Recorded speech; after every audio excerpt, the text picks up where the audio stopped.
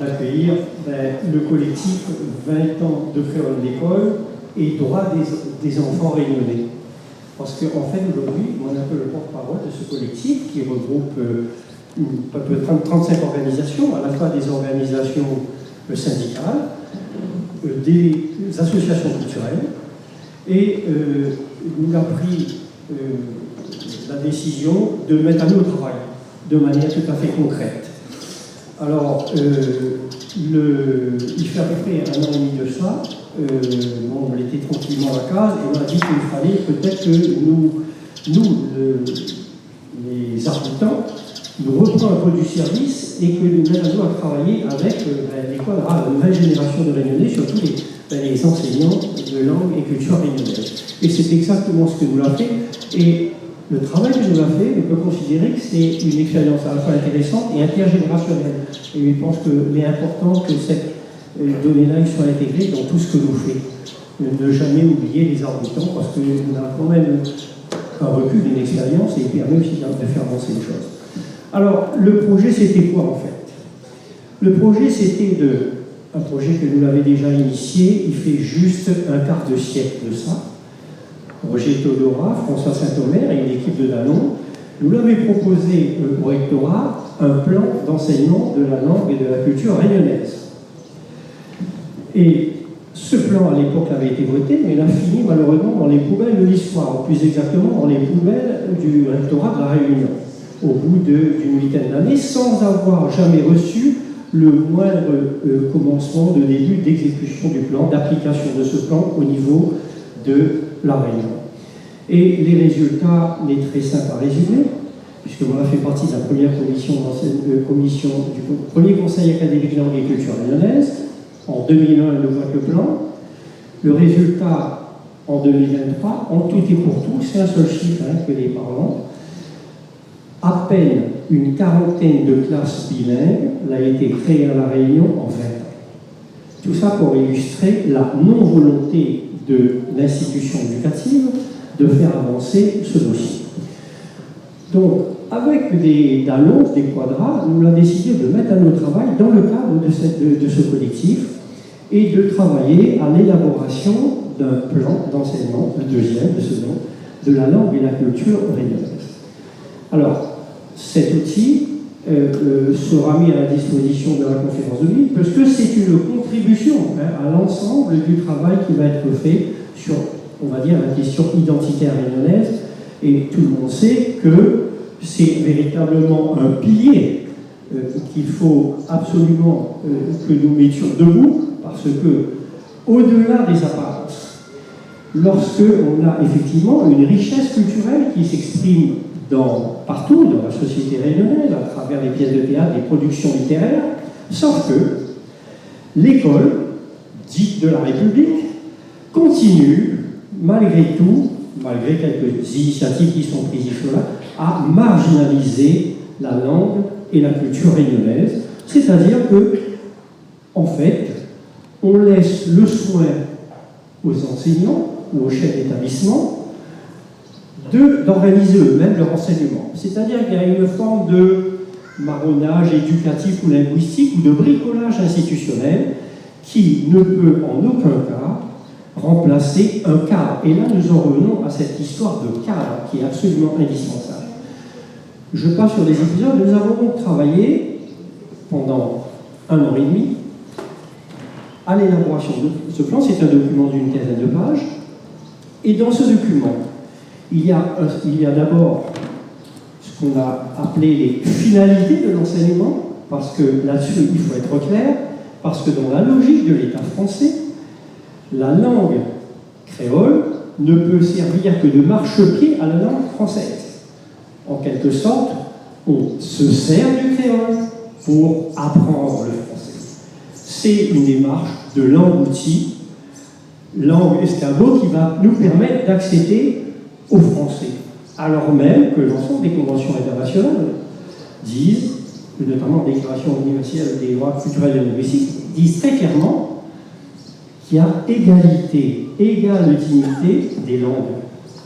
Donc, ce principe est tout simplement bafoué dans l'approche de l'institution, mais somme toute de l'État français lui-même, puisque aujourd'hui, les conditions sur le plan constitutionnel ne sont absolument pas réunies pour qu'il y ait un véritable statut des langues régionales. Et c'est un problème majeur parce que cela suppose la modification de l'article 2 de la Constitution, qui donnerait effectivement une place, et toutes les dispositions qui ont été ajoutées, par exemple, de considérer que les langues régionales faisaient partie du patrimoine des langues, ça ne nous convient absolument pas. Notre langue n'est pas un patrimoine, c'est une langue majoritaire, parlée ici à La Réunion, et non une langue minoritaire, au sens de la Charte européenne des langues régionales ou minoritaires. Donc, cette langue doit avoir la place qui lui revient de droit, et j'insiste bien là-dessus, dans le cadre de la Réunion. En quelques mots, le contenu de ce projet de plan pour l'enseignement de la langue et culture réunionnaise. On a d'abord déterminé des finalités, je pense que c'est essentiel. Ensuite, on est allé sur des objectifs opérationnels et pour finir sur des plans d'action. Alors, vous allez prendre connaissance après, je ne vais pas rentrer dans le détail, mais on a voulu absolument faire en sorte que cet enseignement coïncide tout à fait, non seulement au texte, aux conventions internationales existantes, l'ensemble des conventions, y compris celles, à la fois internationales et européennes, y compris celles que la France n'a pas ratifiées.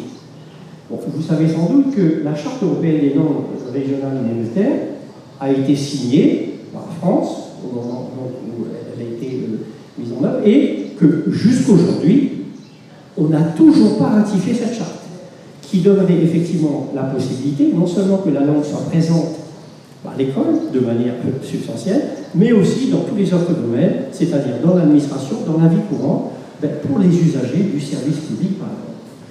Donc, ça c'était un point important quand même, de cibler y compris les textes que la France ne veut toujours pas appliquer, et de plus en plus, il y a une évolution du droit sur cette question qui fait que, même pour les textes qui ne sont pas appliqués, le Comité des droits de l'homme a souligné à plusieurs reprises qu'il était absolument indispensable que cette notion de minorité culturelle, que la France ne connaît pas, parce qu'il considère que, par exemple, les Réunionnais ne sont pas une minorité culturelle, cette dimension-là étant écartée, le Comité des droits de l'homme insiste bien pour qu'elle le soit justement, et qu'il y ait une évolution substantielle de la Constitution et de l'ensemble des textes fondateurs de la Ve République.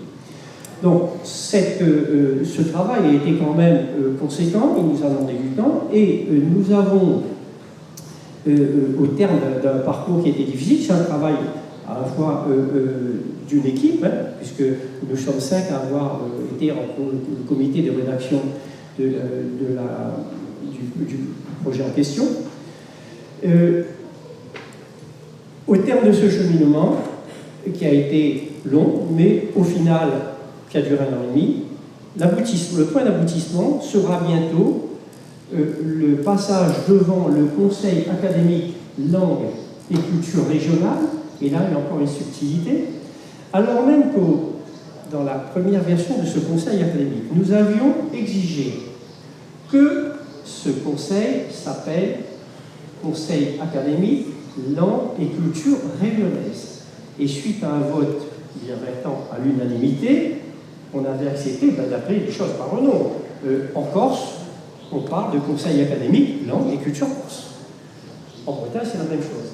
Et depuis quelque temps, on a trouvé autre chose dans la formulation, et nous allons aussi, ça va être l'enjeu de la bataille que nous avons menée, qu'on redonne à ce conseil le nom qui lui correspond exactement, puisqu'actuellement c'est Conseil académique langue et culture régionale avec un S. Ce qui est quand même une présentation quand même un peu particulière, puisque la langue majoritaire qui est parlée à la Réunion, c'est effectivement le créole réunionnais. Donc, l'étape future, c'est le 14 juin, au terme de ce processus, mais ce ne sera que le début d'un combat, parce que ce conseil académique n'a qu'un pouvoir consultatif. La prochaine étape après, ce sera le Conseil de l'éducation nationale. Donc on a un certain nombre d'étapes à franchir, et bien entendu, ça va nécessiter la mobilisation de tous, des associations, des syndicats, parce que vous savez parfaitement que vu le contexte en plus politique qu'il y a actuellement, les questions à la fois de reconnaissance des identités, des minorités ou des langues régionales, ce sont des questions qui posent énormément de problèmes et qui soulèvent quand même des questions, mais surtout de ceux qui sont les opposants à la reconnaissance des langues régionales, mais je parle d'une reconnaissance pleine et entière, hein, pas simplement comme juste un enseignement comme ça qui n'aurait pas toute son importance. Alors dans l'enseignement de la langue et la culture réunionnaise, il y a tout, hein. Il y a les contes, il y a les légendes, il y a la philosophie réunionnaise, en fait tout un ensemble de disciplines qui peuvent être enseignées dans ce cadre-là. Fort de notre expérience, nous avons donc d'ores et déjà proposé à M. le recteur qui nous a reçus et qui a donc mis en place 2 commissions plan d'enseignement de la langue, 2 commissions officielles qui ont siégé au rectorat. On va aller maintenant, on leur a proposé ensemble avec toutes les associations et organisations d'aller maintenant sur la 2e étape qui va être une convention linguistique. Et cette convention linguistique, elle va intégrer l'ensemble des autres éléments concernant la langue. La toponymie, enfin tout ce qui concerne l'usage du créole dans les services publics, ça, on va élargir notre champ d'intervention des compétences. Donc ce sera aussi une étape qui va nécessiter la mobilisation des uns et des autres, parce que, compte tenu du contexte politique général, vous avez bien compris que nous avons à peu près 2 ou 3 ans pour faire en sorte de poser les aboutants pour que ce plan soit appliqué et que dans les écoles réunionnaises, enfin dans l'école réunionnaise, je devrais dire dans l'école de la République, mais que la réunionité soit présente tout au long du parcours scolaire de l'enfant, de la maternelle jusqu'au second degré, et qu'on puisse effectivement irriguer l'école, les marmailles, à chaque étape qui est construction. Alors dans ce cadre-là, ce sera ma conclusion. Il y a bien entendu, on a intégré parmi les fondamentaux l'enseignement de l'histoire et de la géographie pour l'ensemble du programme scolaire. Et je vous ferai une petite confidence, nous avons les plus grandes difficultés, alors je lance un appel à tous ceux qui sont ici, nous avons lancé l'idée dans la même veine de ce qu'on a fait pour la langue et la culture. On a souhaité travailler maintenant sur l'élaboration d'un programme d'histoire et de géographie pour les premiers et seconds degrés. La difficulté, c'est que, exception faite de Racine CAF et de ses représentants qui sont là, ce sont les seuls qui ont répondu présent et qui nous ont déjà apporté un premier projet à développer sur l'enseignement de l'histoire. Et je regrette que nos appels qui ont été lancés du côté de l'université n'aient pas abouti. Et c'est un constat qu'on fait. Au-delà des grandes déclarations des uns et des autres sur la nécessité de prendre en compte l'histoire, on se rend compte que dès lors qu'il faut se mettre au travail sur un projet, on rencontre des difficultés et nous en sommes les seuls responsables. Voilà, je vous remercie pour votre attention. Merci beaucoup.